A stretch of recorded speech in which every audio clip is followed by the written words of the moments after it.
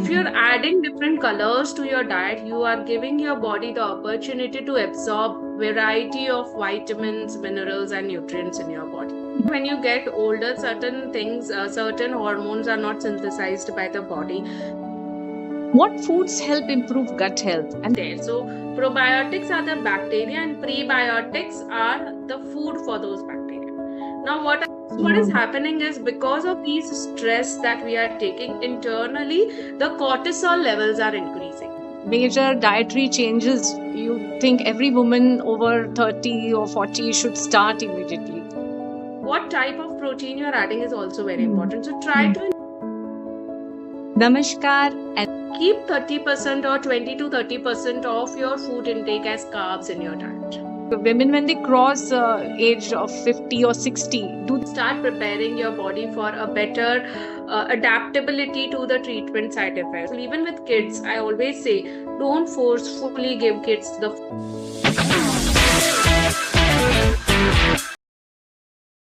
Namaskar and welcome to another episode of Warrior Voices with Sangeeta, where real conversations meet real change.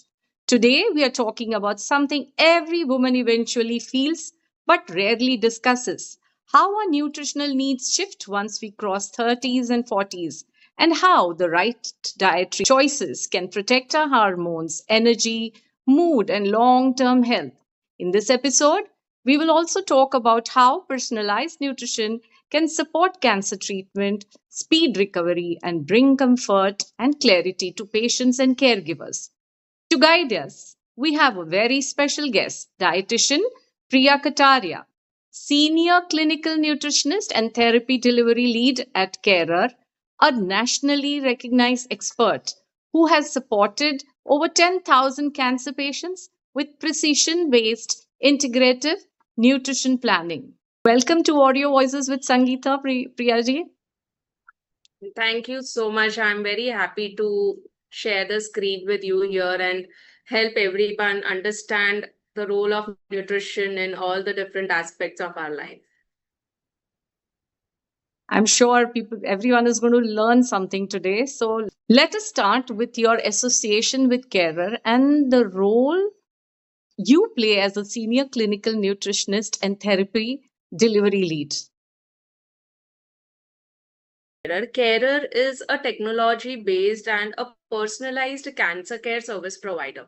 So, here, what we do is we support patients along with the treatment that they are undergoing. We help them and create a bridge for them as a support therapy along with the treatment therapy. So, you understand, when there is a treatment going on, there are many discomforts and challenges that they are facing. So what we do is we play a role here, a major role here, where we help the patients with oncology, especially with oncology patients, to help them with nutritional, physical therapy, and mental well-being therapy support.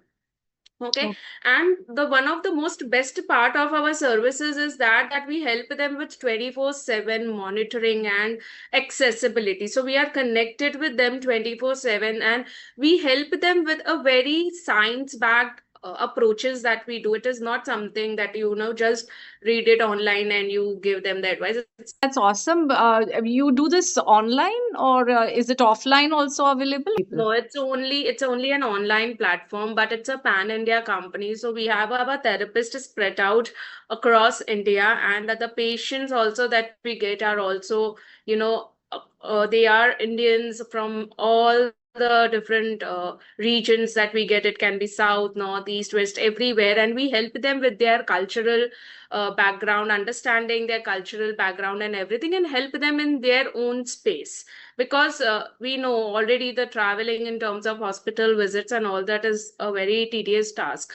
So this is something that they can take the benefits at home, just from their mobile also, just checking in and attending the sessions from mobile, and they are good to go. So that is how we conduct sessions online. Before we talk more about nutrition for cancer patients, can we talk about women in general? Women in their 30s and 40s who juggle career, family, and stress.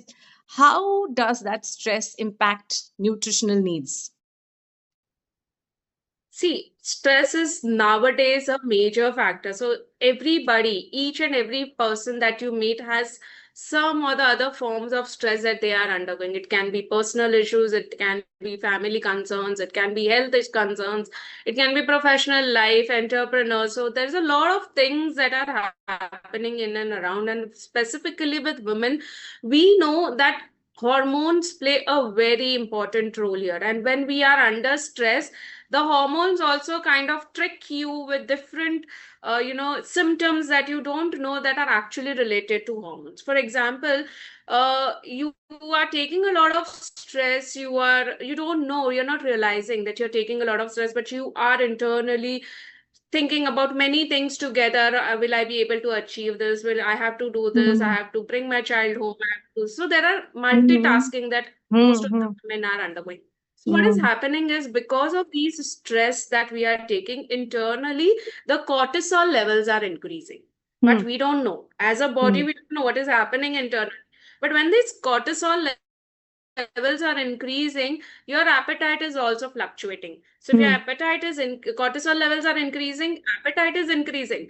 But when this appetite increases, what exactly happens is your mind will tell you to eat more sweets. Your mind will tell you to eat more of carbs. So you must have observed when you are suddenly, into a lot of thinking mode, or when you're a lot of under stress, you Hmm. feel like Hmm. eating Hmm. something Yes, sweet, or maybe very want a true. cup of Hmm. coffee, or Hmm. maybe some croissant or a toast Hmm. or something like Hmm. that, because your Hmm. Hmm. body cortisol levels have increased. So that is the Hmm. response of your body to Hmm. the elevated hormones that are there. Hmm. The So body this starts is how craving for those the things. Yeah. Hmm. exactly. And when you eat it, what happens is, because you were craving, you tend to eat it. And once you eat it, the guilt comes in. Oh, I have had this, I shouldn't have eaten it. Then you Hmm. feel satisfied, but there is a guilt that is coming in.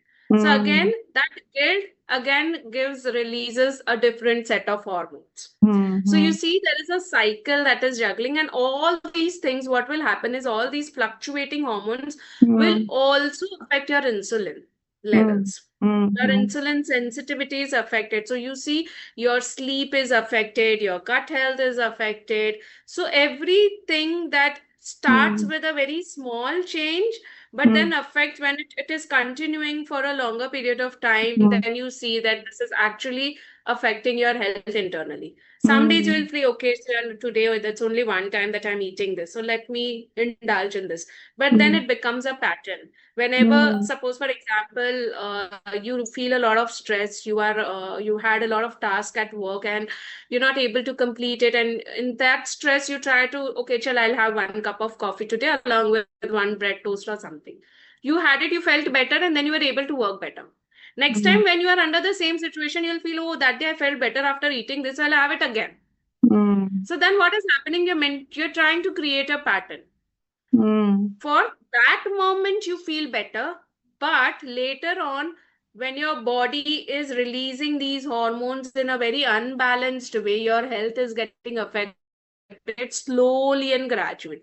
That Hmm. is why nutrition, when you look at nutrition, you won't see changes overnight. Even if you're Hmm. following something healthy or unhealthy, either ways, you won't see any Hmm. changes overnight. It is when you are consistent with certain things, that is when you Hmm. will see, in a healthy Hmm. way or an unhealthy way, the changes that your body is showing up. So those things then cause diseases or yeah, Yes, trouble. yes. So these then, cause certain digestion issues. For example, suppose you're eating so much carbs, your insulin sensitivity is affected, your gut health is affected. So what happens is, your gastric emptying is affected, your symptoms like irritable bowel syndrome, constipation, gut health, all these issues then start showing up slowly and gradually. And when these gut health is affected, of course, your nutrition absorption is affected. So then you start getting deficiencies like nutritional deficiencies, vitamin B12 Mm. deficiencies. So different Mm. deficiencies come. Mm. So These this days is it's very all common. B12 deficiency, I mean, vitamin D deficiency, it's very common, we've seen. very common because it's also Yeah. related to stress. What Mm. happens is, when there's a lot of chronic stress, the body's demand for these micronutrients increases. Mm. Something like magnesium or vitamin C or B12. Mm. All these, not only B12, but overall B vitamins, the metabolic demand of the body increases because the body is under stress. So Mm. internally, body is taking in all the nutrients that are already stored in the body, but we're Mm, not eating that much. We are in fact eating the unhealthy stuff. So when you're mm. not providing the body with those essential nutrients when it is under stress, the body utilizes your stores and then you start experiencing deficiencies. So, And when you yeah. start experiencing these deficiencies also causes effect on your absorption of other nutrients. Okay. Okay. So, what are the five major dietary changes you think every woman over 30 or 40 should start immediately? What is it that they should be looking out for? Okay. So first is that this is something which is very underrated and which I tell to 99% of the people I meet is hydration. Important hydration is something which plays a role in every function of your body. You see your body is fluid, Yeah. right? It has so many fluids inside. The muscles need fluid, the blood is fluid in nature, so there are so many fluids that are there in our body. Mm, Okay, so what you do is you make sure that you're hydrating yourself better. It's mm, not only water, you can choose other options as fluids like coconut water or buttermilk or green teas or soups, dals, any form of liquids are fine, but you should be able to maintain your hydration in all the seasons. mm, Okay. mm, Second is we incorporating proteins is and that is very very important. And what type of protein you're adding is also very mm, important. So try mm, to incorporate different variety of proteins in every meal. So don't just stick to one form of protein like only dals. So having only dals throughout the day. mm, No. mm, Try to have a variety in terms of proteins in your meals and try to add something of the source of protein in every meal that you're taking. For example, fruits. mm, mm, Fruits do not have protein. So you add some nuts to it, sprinkle some seeds on it. So then you mm. add some protein to it. People nowadays take the protein supplements. Recommend that, or you think protein food, what is derived from food, is better? See, protein supplement is not something that I would recommend to each and everybody. Okay, Okay. it depends on what is your requirement and what form of physical activity you are doing. Mm, Is there mm, any underlying condition, any underlying medical condition, or what is the underlying reason to take the protein supplement? If there's mm, some intense workout that they are doing, something like that, then of course your body requires protein.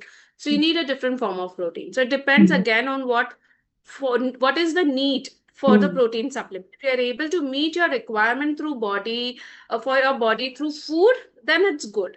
But if mm, you feel that okay, there is some underlying condition that needs special attention towards protein intake, then of course you should be and always I recommend to have protein supplement under the guidance of any profession, so mm, that you know you're taking the right forms of protein, because nowadays mm, even protein supplements, they have many added mm. ingredients which are not healthy. So it's Okay. always recommended to be Okay. guided by some practitioner or some profession who will guide you better to Okay. which supplement to be taken. Okay. Protein. Third thing that I would recommend is carbs. See, people Mm, are feeling that, oh, I shouldn't be taking carbs. This is carbs. mm, I'm not taking carbs. It's not healthy, but it's not like that. mm, Carbs are your source of glucose for the body. So when the mm, carbs are broken down, they give you glucose. Now it mm, is important what form of carbs you are taking. So mm, you have to take something which is healthy, like mm, some good carbs from whole grains, from millets, all those complex carbs, which are very healthy for you, which give you which when released into your blood system is slow and gradual. It doesn't give you a spike like the sugar or the processed foods or things like that. mm, Okay, and to be very clear, here is one thing: whenever you are taking carbs, always pair your carbs with some form of protein and fiber. That okay. makes it a complete meal, and that helps the release of glucose into the bloodstream slower and Mm, gradual, and also better absorption of the nutrients that you're taking. Keep 30% or 20 to 30% of your food intake as carbs in your diet. Fourth is add colors. Yes, every color ingredient gives you different vitamin and mineral. Okay, antioxidants, polyphenols. Every ingredient gives you different ingredient nutrients. So if you're adding different colors, your body is taking in different nutrients. For example, if you're taking two fruits in a day, what I Mm, would recommend is have both the fruits of different colors. One may mm, be green, one may be red, one may mm, be yellow, one may be white, something mm, like that. If you're mm, adding different colors to your diet, you are giving your body the opportunity to absorb variety of vitamins, minerals, and nutrients in your body. So this is very, very important because this different colors, this different nutrients helps in your liver function. They help in your metabolism. They help in better absorption of nutrients. So all this is also related to what types of vitamins, nutrients, antioxidants you're consuming. Fifth one I would say is fats. Fats, again, we know it's an unhealthy ingredient and we mm, shouldn't be mm, taking it, right? mm. But there are some fats which are actually healthy. Okay, Okay. something like omega-3. We Mm, know omega-3 is one of the good fat that our body actually needs. It has uh, many important roles like hormone synthesis and joint lubrication and many other things. So you should be taking fats, but opt for good fats. Fats that you get from nuts, fats that you get from seeds, certain cold pressed oils like coconut oil, which is the greatest source of MCT oil, which is the monochain trans fatty acids. It's a very, very good fat for your body. So try to mm. opt for good fats. Do not eliminate, again, like carbs, do not eliminate fats from the body completely. What about So these homemade are the five. pure ghee? Homemade That's pure good ghee. again. Yeah. Very, very good. You can Mm, include ghee as a seasoning. You can mm, include ghee in your khichadis, in your rotis, all that. Do not heat too much, do not expose, like don't fry in ghee. But yes, you can use it for some small tadkas or putting it on your rotis and khichadis and dals and all that is amazing. It in fact enhances the absorption of what you're eating. Because mm, certain vitamins are fat soluble vitamins, like water mm, soluble vitamins, certain fats are fat soluble vitamins. mm. So when you add ghee, your vitamins are better absorbed by the body. Okay. Women, when they cross age of 50 or 60, do they still have to maintain the same kind of, or do they have to reduce Yes. something in their diet when No, they're no, no. 60 This and they're is older? something. No, no. So in fact, when you get older, certain things, certain hormones are not synthesized by the body. So the absorption of certain things like calcium and all that reduces. In fact, you should be more focused on implementing adding certain nutrients in your diet. So it's very, very important to maintain certain things in your plate every day. So certain rituals, like every day, every morning when you wake up, you have nuts or some colored ingredient or some certain rituals should be there for you. Okay. So it's not just when you're working and stressed and running around, it's No. only even after a certain age when you're retired Yes. also, you have to take care of your Yeah, that's what the most nutrients in your important food time. intake. Yeah. That's the most Mm, important time because that during that time certain nutrients absorption is low. Your mm, body is not synthesizing certain hormones. Your body is not able to absorb certain nutrients. So during that time, the focus on these micronutrients like calcium, vitamin mhm, D, mhm, B vitamins, magnesium, all this should be more rather than focusing on the larger picture like the major nutrients mhm. like carbs, proteins, fats. The focus should be more on the micronutrients. Okay, okay, okay. What foods help improve gut health, and why is gut health so closely linked with hormones? So gut is our second brain, you can say. Okay, Yeah. so gut is something. The gut is an organ where most of your nutrients are absorbed.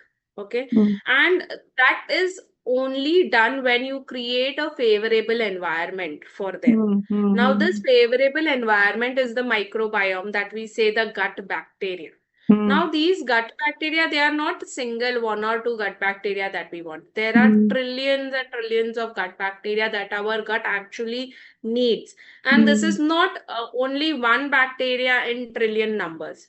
There are variety of bacteria that are there. mm, So in a nutritional language, we say probiotics. Probiotics meaning the gut bacteria that is there. So we take probiotics in the form of fermented foods. So all the fermented foods that we eat, they are all some forms of bacteria, that is the probiotics that is there in them. For example, yogurt, fermented doughs like idli dosa batters, Mm. curd, buttermilk, kefir, kombucha, fermented pickles, kimchi, many ingredients that are fermented. Everything that is fermented, cultured, It they helps. are good It helps the gut probiotics. health.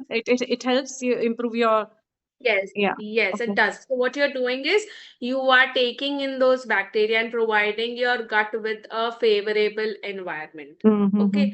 Now, I am eating the bacteria, that is, I'm eating the fermented foods. But these bacteria, they also need to survive in our gut. Mm. Otherwise, if they don't survive, they're flushed out from the body. Mm. Okay. So for them to survive, they need food. Mm. So the food for these bacteria is called prebiotics.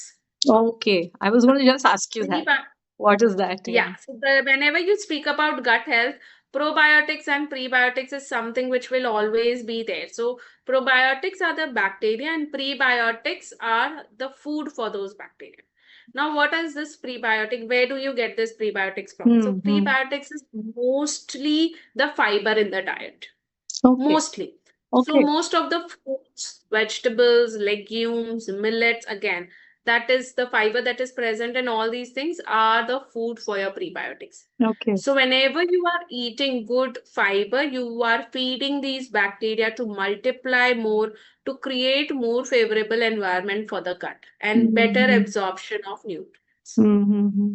Mm. Now, these prebiotics, when I speak, every bacteria, like I told, you must be liking some nice Indian food. I will be liking some nice Chinese food. Somebody else will be liking some nice Italian food.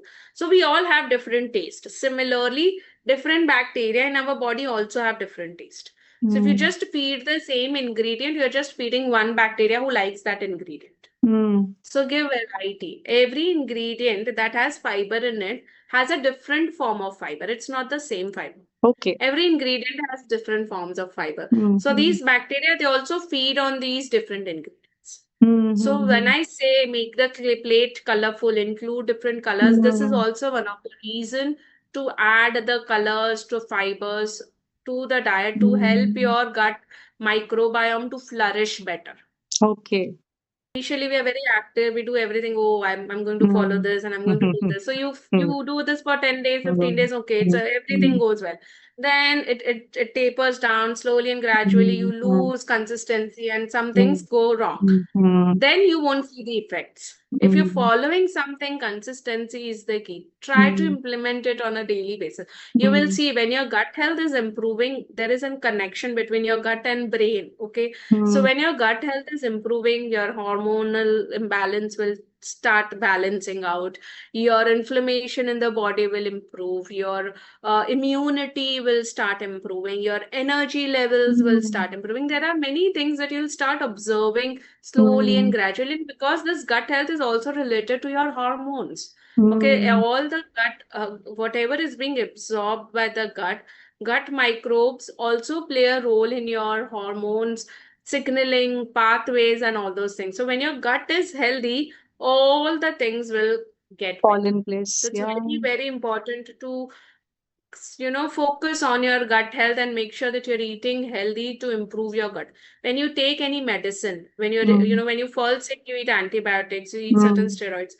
All these things will kill your gut bacteria. Again, you Mm. lost all the bacteria that you have, Mm. Mm. taken so many efforts to create the environment. You have to Mm. again rebuild it. Mm. So there are many factors that will destroy your gut bacteria. When you're taking a lot of stress, Mm. again, that is affecting your gut bacteria. You're losing Mm. your gut bacteria. When you're not Mm. sleeping well, again, that's affecting your gut bacteria. When there's inflammation in the body, that's Mm. affecting your gut. So there are many things that Mm. trigger or affect your gut bacteria. So Mm. it's very important for you to focus on ingredients to add in your diet to at least maintain that microbiome, that environment for your body. Priyaji, what is your opinion on fad diets like intermittent fasting or keto, which women, not only women, even men have taken to these days? Do you think it Okay. harms the body or is it okay to do these diets? I think what I would recommend here is again to consult a professional dietitian, nutritionist, or a therapist to understand the effects on your body personally, because it again shows effects person to person. For example, intermittent fasting works great when you're looking at weight loss or something like that without any underlying clinical condition.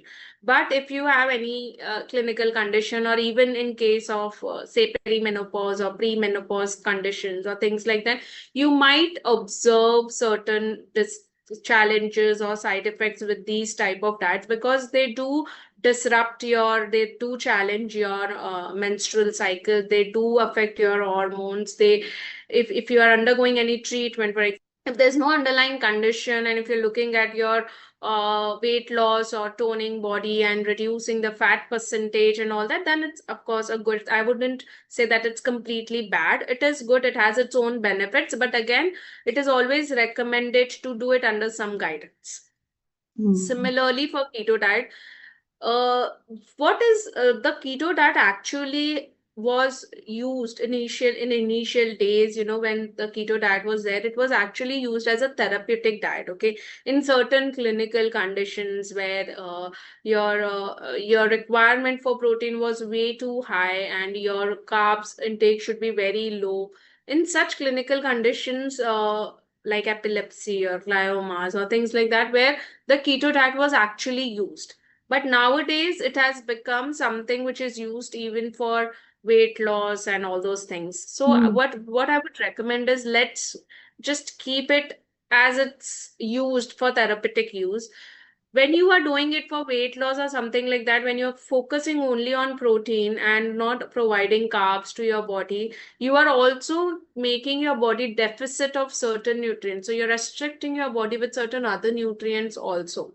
So if you're not consuming good carbs, like you're not consuming too much of millets or grains and things like that, you're not providing your body with certain amino acids that are present in them, or certain other nutrients that are present in them. And that can give you an effect long term. That time Mm. you'll feel happy because you're getting the result what you want. But Mm. when you follow Mm. it for a longer period of time is when Mm. you start observing deficiencies and the Mm. side effects kick in later. So I would Mm. again recommend, if it is nothing, there's no therapeutic need to incorporate the keto diet, I wouldn't recommend to completely go on a keto diet. Of course, you can focus on increasing your protein intake. All that is good, but not sticking to 90% of protein and 80% of protein and just 5% of carbs or 10% of carbs. Mm. That is something I wouldn't recommend. Mm. So bottom line for all these diet is, one is, if you really want to look at certain results, do it under the observation of any practitioner. Or if there's any clinical condition, do not go for any such fad diet that you read about online, because all these things are not tried and tested. Under certain conditions, what you are struggling with, what you are experiencing with the treatment, your body is experiencing very different treatment side effects. So you don't know how it will react to those diets. So I would Mm. not recommend it unless and until there is a need for those diets. You mentioned glioma, that keto diet is recommended in glioma. Yes, it Glioma is it is. cancer, correct? Yes, it is. Yes. Yes. But again, it's very challenging in certain types of cancers, because again, in glioma, we do try to give keto diet, but again, it's very, very challenging because the food intake is very affected. So if you then restrict it to proteins and all those things, if the patient is, you know, in an age group where he is able to tolerate foods better and adjust to the new diet and everything, then it might help. But if it is a child, or if it is a very old age person, if they cannot chew things and all these other different challenges that come up, then it becomes a little difficult to stick to a very strict keto diet. But yes, we Mm. do emphasize on certain clinical conditions with the keto diet. Yes. Okay. Okay.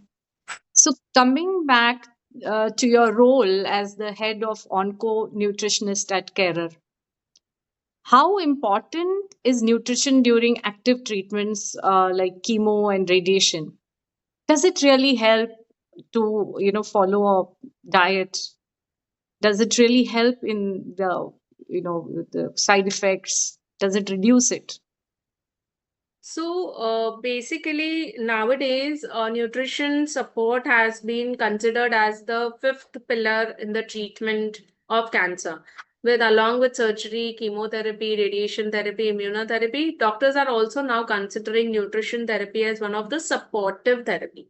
Like I told you, nutrition will not cure your cancer. It doesn't have that power of medicines that the chemotherapy or the radiation therapy or the immunotherapy is doing to kill your cancer cells, but it acts as a support therapy for your body to cope up better with the treatment, to improve your adherence to the treatment. You're able to stick to your treatment plan if your side effects are less. So that is where a nutrition plays a role. If suppose you're just diagnosed and you have been given a treatment plan, so if you start your nutrition regimen from the day one, you start preparing your body for that. You start preparing your body for a better adaptability to the treatment side effects. If you know that these are the protocols that you're going to follow, we as a Mm. nutritionist, Mm. we do a lot of study and research with each treatment that we that the patient undergoes, and we help patient understand what will be the side effect that they might experience, and then according to that we help the body, provide the body with the nutritional balance that they might require to cope up with the treatment. We all know Mm. during the days of the treatment, the appetite is on a toss. You know, there is, Mm. especially for the first few days, you just don't feel like eating anything. There are Mm. different other challenges like nausea, mucositis, fatigueness, muscle weakness, weight loss, many different side effects. So, nutrition, when you are providing proper guidance to overcome nausea, suppose the nausea is just kicked in. If I give certain tips and guidelines to overcome nausea, you are able to stick to the treatment. You will go for your next treatment. But if the symptoms starts aggravating, you are experiencing nausea and it's increasing day by day, it's increasing. You're Mm. not able to tolerate it. You're not able to eat Mm. anything now. Not able to eat anything. The weakness is coming. You're not even able to stand up. So maybe for Mm. the next cycle, you're not in the good condition to go. Mm. Okay, so here is how the nutrition supports the body during the course of treatment. And here at Carer, what we do is we assess the patient personally.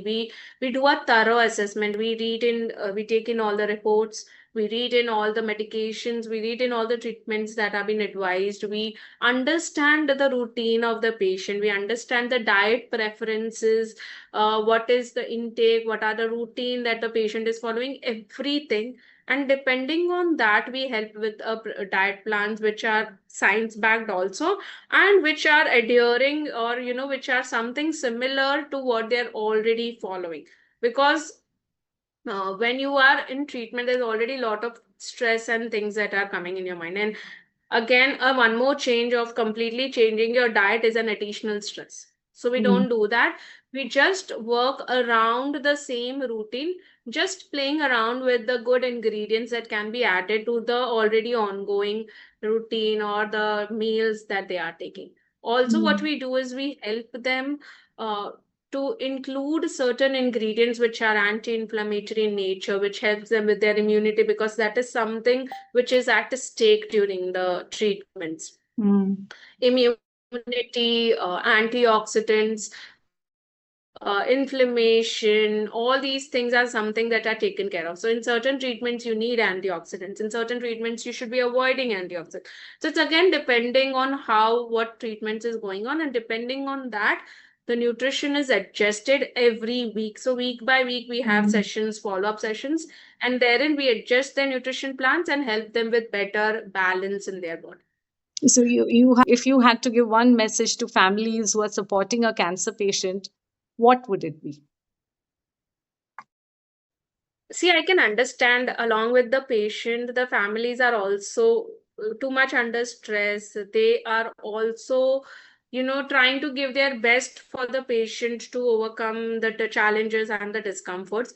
So it's very, very important to prioritize your health as well. It's something you should be focusing on. Then only you'll be able to support the patient. Correct, correct. Absolutely, I agree Okay, with you. and second, Uh, yeah, second is I have seen many a times See, because the treatments are so harsh, the patients, they don't tolerate food well. So what they do is they say, no, I don't want to eat this. They are rejecting your food many a times. But because as a caregiver, we want them to eat. We want them that the nutrition helps them. So we force them, please, दो bite खा लीजिए, 3 bite खा लीजिए, eat something. But that is wrong. Do not force patients. And that one forceful eating starts with food aversions. And once the food aversion starts, the patient, that aversion will start increasing slowly and gradually. Ekdam khatam. Patient will not eat anything. Yes, there are good days and there are bad days. Okay, specifically after the treatment, few days, 4-5 days are completely too much to tackle, too much to take in, food, everything. You just want to sleep, you just want to rest, and that is normal because your body is recovering, your body is adapting with those medicines that are being injected. That is some foreign material that has entered your body. So the body is struggling to give space to them and do their work. So all that is happening. So don't force them. Just let them rest. But on the good days when they are eating good, their appetite as well, make the most of it. It is that time that you can help them eat more. You can give them more nutritious food and help their body to maintain a good nutritional balance to cope up with the days when they are not eating well. So Lastly, what one dietary advice would you give to all the listeners today? dietary advice is, again, for all the listeners, is always make your food your comfort place. It shouldn't be your stressful place. There should be a healthy environment where you are eating your food. Avoid screen. Focus on what you are eating. Eat your food with all your attention, and you'll really observe that the food that you are eating is actually benefiting for your body. You will realize how much you are eating, what you are eating, the different tastes that you are getting. So even with kids, I always say, don't forcefully give kids the food that, I say, they just put it in their mouth. Oh, I want you to eat this. It's very healthy. It's very healthy. But then the kid will puke it out. They will have a negative thoughts for that food.